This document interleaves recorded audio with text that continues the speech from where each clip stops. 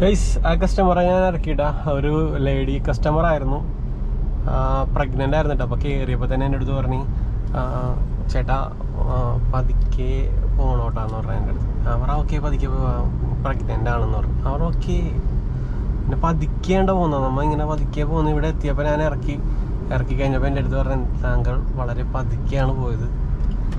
എന്തോ റിപ്പോർട്ടറാണെന്ന് എനിക്ക് തോന്നുന്നത്, കാരണം സംസാരമൊക്കെ അങ്ങനെയായിരുന്നു, ഭയങ്കര കാം ആൻഡ് ക്വൈറ്റായിട്ട്.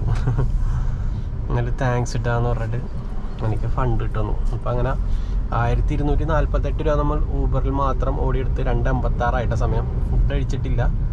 ഇപ്പം ഞാൻ നമ്മുടെ എന്താണ് ഏത് സ്ഥലം, നമ്മുടെ പാലസ് റോഡിലേക്ക് കയറിയിട്ടാ.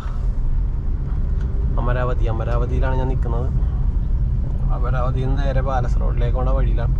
നമുക്ക് അവിടെ കയറി ഒരു ഫുഡ് കഴിക്കാം. ഫുഡ് കഴിച്ചിട്ട് ബാക്കി പരിപാടി നോക്കാം. 3 മണി ഒന്നും കഴിച്ചുള്ള എൻ്റെ പൊന്നെ സീനായിരുന്നു.